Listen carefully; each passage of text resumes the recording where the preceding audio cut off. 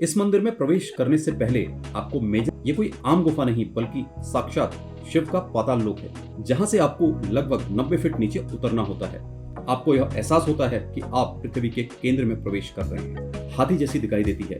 इस गुफा में एक सभी सांप जलकर भस्म हो गए थे, जिससे लगातार अमृत समान पानी टपककर भगवान गणेश की मूर्ति पर गिरता है। काल भैरव मुंह खोले जीव लटकाए। दोस्तों, उत्तराखंड गुरु में आपका स्वागत है।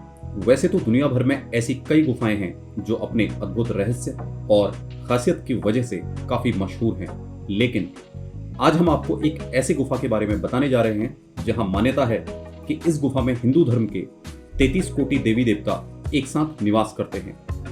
उत्तराखंड के पिथौरागढ़ में स्थित पाताल भुवनेश्वर गुफा भक्तों की आस्था का केंद्र है। यह गुफा विशालकाय पहाड़ी के करीब 90 फीट अंदर है। पाताल भुवनेश्वर चूना पत्थर की एक प्राकृतिक गुफा है जो उत्तराखंड के पिथौरागढ़ जिले में गंगोलीहाट नगर से 14 किलोमीटर की दूरी पर स्थित है। इस गुफा में धार्मिक तथा ऐतिहासिक दृष्टि से महत्वपूर्ण कई प्राकृतिक कलाकृतियां स्थित हैं। भुवनेश्वर नामक गांव की पार्किंग पर गाड़ी लगाकर यात्रा आरंभ होती है। इस मंदिर में प्रवेश करने से पहले आपको मेजर समीर कटवाल के मेमोरियल से होकर गुजरना पड़ता है। कुछ दूर चलने के बाद एक ग्रिल गेट मिलता है जहां से पाताल भुवनेश्वर मंदिर की शुरुआत होती है।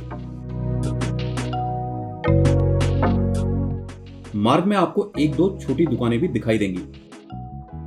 थोड़ा आगे चलते हुए पहाड़ी जूस, जिसका आनंद आप मंदिर से लौटते या मंदिर को जाते समय ले सकते हैं।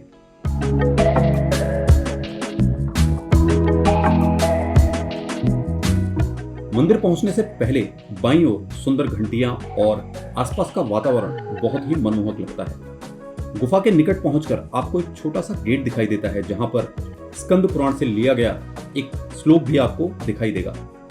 मन में एक जिज्ञासा जरूर होती है, क्योंकि ये कोई आम गुफा नहीं बल्कि साक्षात शिव का पाताल लोक है। इसी गेट के अंदर मंदिर का प्रांगण शुरू होता है, जहां यात्रियों के जूते चप्पल रखने की व्यवस्था है। दाहिने तरफ शिवलिंग के दर्शन आप कर सकते हैं और साथ में लाए कैमरे और डिजिटल आइटम्स आपको सबमिट करने होते हैं और साथ में ही मंदिर कमेटी द्वारा रजिस्टर में एंट्री भी कराई जाती है। अब आपकी जिज्ञासा चरम पर होती है, क्योंकि आपके सामने होता है मुख्य गुफा का एक छोटा सा प्रवेश द्वार, जहां से आपको लगभग 90 फीट नीचे उतरना होता है। यह गुफा 160 मीटर लंबी और 90 फीट गहरी है। अब बहुत ही पतले रास्ते से होकर इस मंदिर के अंदर जाना होता है। कई यात्री तो कुछ कदम उतरने पर ही वापस आ जाते हैं। वैसे गुफा के अंदर जाने के लिए लोहे की जंजीरें लगी हुई हैं, जिसकी सहायता से आप धीरे धीरे नीचे गुफा में जा सकते हैं। इस गुफा में लाइट की व्यवस्था मंदिर कमेटी द्वारा कराई गई है। इसी संकरे रास्ते से होकर एक एक कर पर्यटक संकरी गुफा में उतरते हैं। गुफा में लगभग 82 सीढ़ियां उतरनी पड़ती हैं, जिससे आपको यह एहसास होता है कि आप पृथ्वी के केंद्र में प्रवेश कर रहे हैं। जमीन के अंदर लगभग 90 फीट नीचे जाने पर गुफा की दीवारों पर हैरान कर देने वाली आकृतियां नजर आने लगती हैं। प्रत्येक पत्थर, प्रत्येक गुफा या द्वार के भीतर प्रत्येक स्तंभ देवी देवताओं, संतों और पौराणिक पात्रों के आकार में हिंदू देवी देवताओं की कहानी को प्रकट करता है।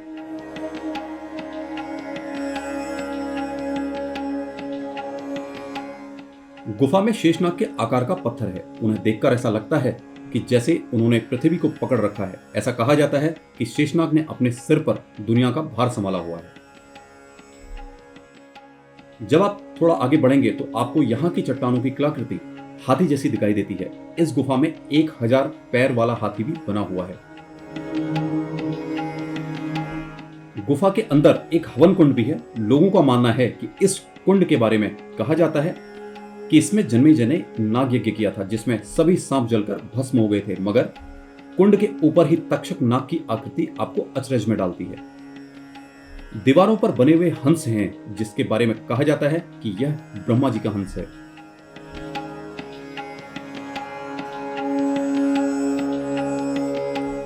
पौराणिक कथाओं के आधार पर इस मंदिर में 4 द्वार हैं, जो रण द्वार, पाप द्वार, धर्म द्वार और मोक्ष द्वार के नाम से जाने जाते हैं।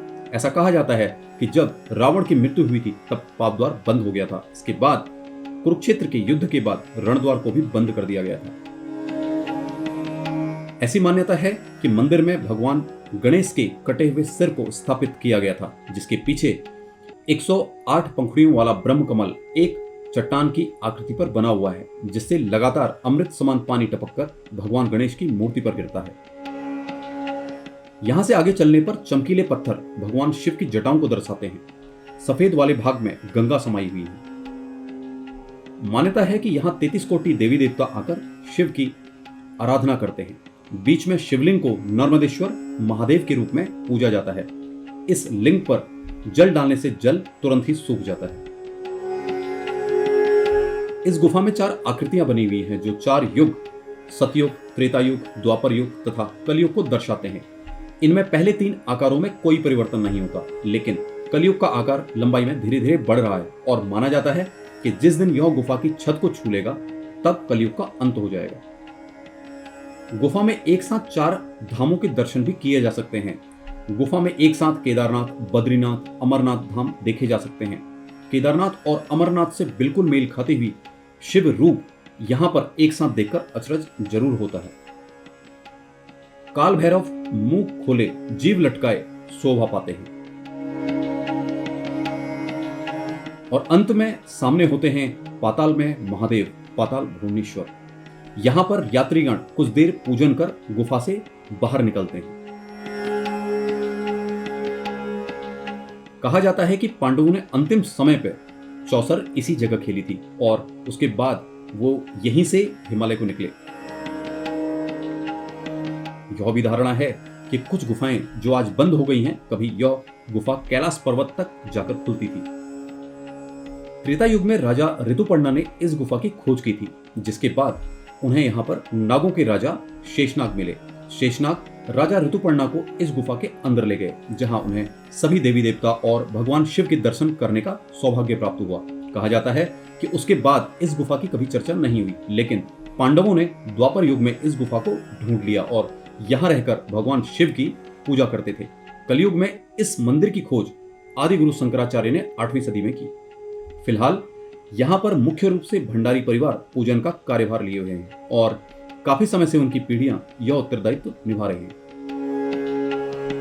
इन सभी बातों से अलग अगर विज्ञान की माने तो पाताल भुवनेश्वर की गुफाएं चूना पत्थर की बनी हुई हैं, जिसमें कुछ आकृतियां ऊपर से नीचे और कुछ आकृतियां नीचे से ऊपर को विकसित होती हैं।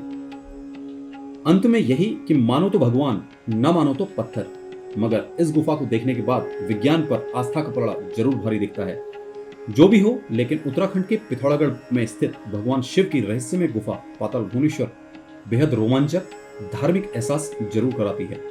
साथ ही अगर आप प्रकृति प्रेमी हैं तो एक बार भगवान भोलेनाथ के इस गुफा में जाकर उनके साथ ही 33 कोटि देवी देवताओं के दर्शन करने का सौभाग्य जरूर प्राप्त करें।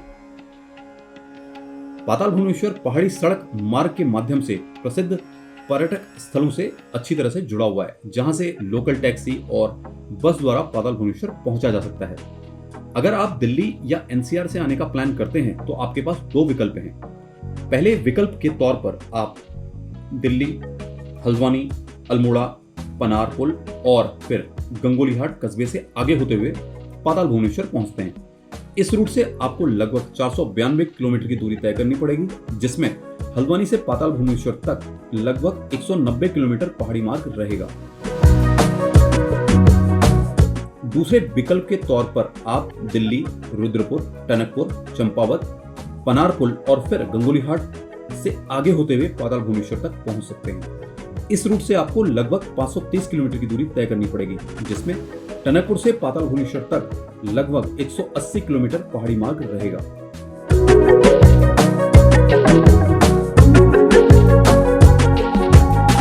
अगर आप देहरादून या हरिद्वार से आने का प्लान करते हैं तो आपके लिए बेस्ट रूट रहेगा देहरादून, ऋषिकेश, रुद्रप्रयाग, कर्णप्रयाग, बागेश्वर और फिर पाताल भुवनेश्वर। बरसात के मौसम को छोड़कर लगभग जून से अगस्त अगर आप छोड़ दें तो कभी भी पाताल भुवनेश्वर घूमने का प्लान कर सकते हैं। गुफा को देखने का समय आपकी स्क्रीन पर दिखाया जा रहा है, परंतु कोशिश करें कि 2 बजे से पहले गुफा के पास पहुंचने का प्रयास जरूर करें, जिससे आपको किसी प्रकार की परेशानी ना हो।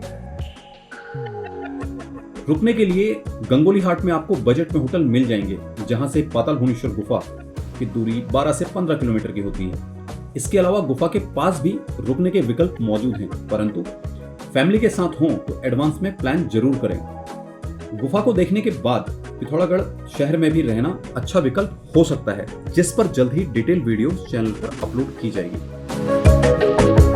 साथियों, ये थी पाताल भुवनेश्वर गुफा की संपूर्ण जानकारी। आशा है आज का एपिसोड आपको पसंद आया होगा। फिर मिलते हैं किसी और एपिसोड में उत्तराखंड की कोई और जानकारी लेकर। चैनल को लाइक, शेयर और सब्सक्राइब जरूर करें। साथ ही कमेंट से यह जरूर बताएं कि देवभूमि में आपकी पसंदीदा जगह कौन सी है। तब तक जय भारत, जय उत्तराखंड।